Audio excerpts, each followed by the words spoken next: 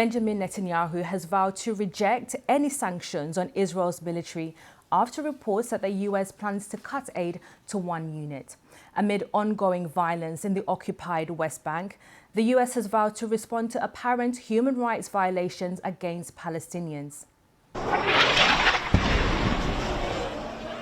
15 children are among the dead after an Israeli airstrike on the city of Rafah in southern Gaza on Sunday, where more than 1 million displaced Palestinians are sheltering.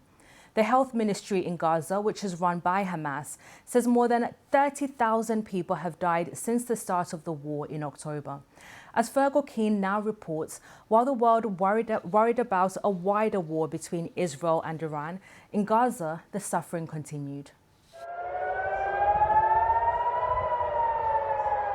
The eyes of the world were on a bigger drama, played out in the skies above Israel.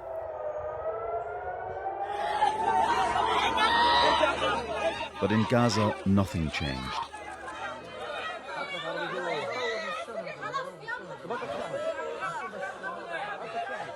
This was Rafah today after 15 children from the Abed al-Al family were killed in an airstrike.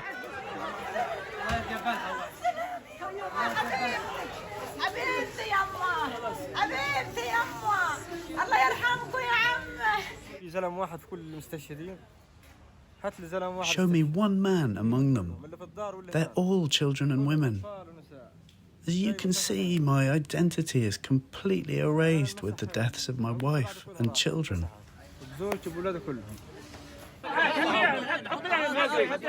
A pregnant woman, Sabrin al-Sakin, was among the dead.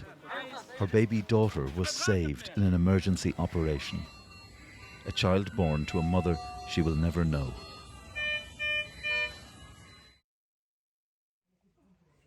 There is the story of everyday death, and the story of what follows for the families caught in the shadows of death. Nawara al-Najjar's husband, Abdel Rahman, was one of more than 70 civilians killed in an Israeli raid to rescue hostages in February. These were the couple's children in the aftermath of their father's death.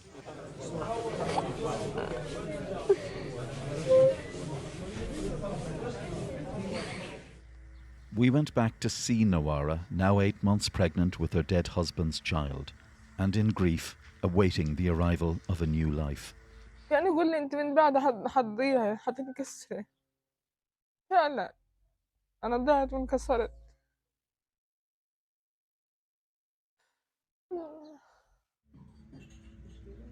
Nawara's words, the elegy of a wife and mother for all that's been lost.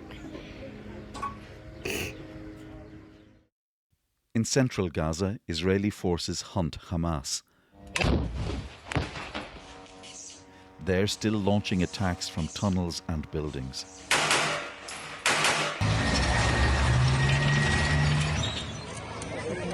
And as the war rages on, sickness and hunger haunt Gaza.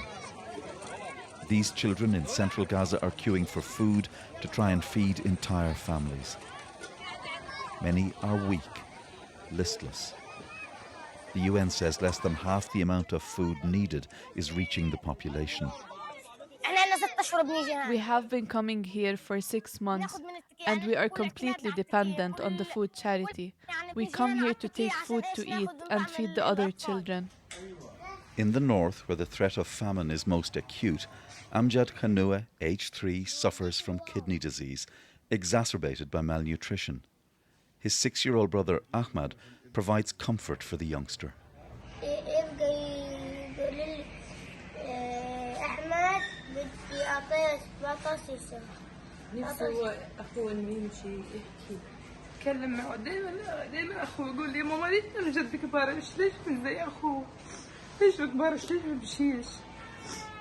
Suad has more than one sick child.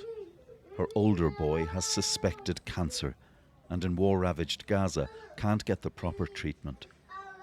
Such are the days and lives of Gaza after 6 months of war. Fergal Keane, BBC News, Jerusalem. Meanwhile, health and emergency workers in the second biggest city in the Gaza Strip say they've uncovered nearly 200 bodies buried in the courtyard of a hospital. Al-Nasser in Khan Yunis had been at the center of an Israeli military operation until 2 weeks ago. The World Health Organization has previously said bodies were buried within hospitals under Israeli siege, but Palestinians have accused Israeli forces of killing some of the victims. The Israeli military said it was checking the reports. Israel accuses Hamas of using medical facilities as command centers. Well, for more on this story, let's speak to our Middle East correspondent, Yolande Nell. Yolande, first of all, what can you tell us about these reports that the US could put sanctions on one Israeli battalion called Netzah Yehuda? Yeah, so this has not been officially announced by the US yet, but just the reports alone have got alarm bells ringing for Israeli leaders. And we've had them coming out saying that this is not fair in a time of war. The Israeli military insisting that this particular unit, a combat unit that's historically mostly operated in the occupied West Bank, acts in accordance with international law. And you had the Israeli Prime Minister Benjamin Netanyahu saying that he would act with all his strength to try to stop this from happening. But really what is involved, as far as we understand, is that the US would prevent this particular unit, if plans go ahead, from benefiting from US military assistance, which of course amounts to billions of dollars given every year to Israel. Now, there is existing US legislation that stops foreign military units which are found to have committed human rights violations from receiving US military aid. And there's been a review that's been carried out, and that the US Secretary of State Antony Blinken has been looking at the results in the past few days to see how military units in Israel comply. Now, this particular unit that we know of, it's come up a lot in the news in the past. It's a unit that is made up mostly of ultra-Orthodox Jewish men, and it was originally designed to bring more religious men into the army, because many of them don't have to, because of there have been exemptions that have been in the past for religious men serving in the Israeli military. So it is tended, as I said, to work in the occupied West Bank. One of the big cases that was really highlighted a couple of years ago was when it was involved in setting up a military checkpoint not far from Ramallah. There was a Palestinian American man, close to 80, who was detained. He was bound and gagged and found dead by people from his village later. And there was a big investigation into what exactly had happened here, with the US really pushing for that because of his US citizenship. In the end, the Israeli military did not find grounds for a criminal investigation. There were some officers who were reprimanded, but there's continued to be pressure around that case that has come up in Washington. And Yolande, just briefly looking at the situation in Gaza and those reports of bodies being found around the Netzah hospital, what is the reaction to those developments? So, I mean, really what's happened in the past few weeks, since Israeli forces pulled out of Khan Yunis, this big city in the south of the Gaza Strip, people have been going back trying to find about 2,000 people who are thought to be missing, mostly under the rubble. And they have been searching particularly in the grounds of the Netzah hospital, the main hospital there. We have heard of about 50 or so bodies being found in the past day or so in an open grave there. There have been some delays in excavating the grounds because of the lack of heavy machinery.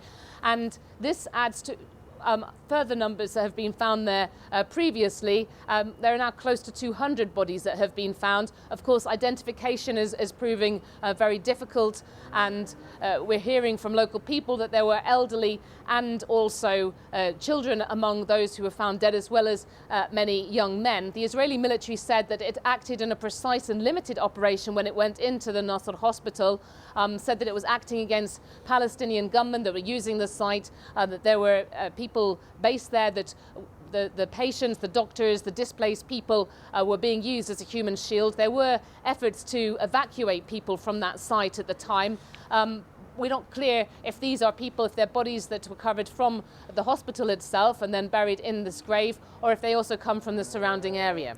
Thank you The Israeli very much. military, as you said, it's looking into these reports. Thank you very much, Yolande. That's the BBC's Yolande Nell in Jerusalem there.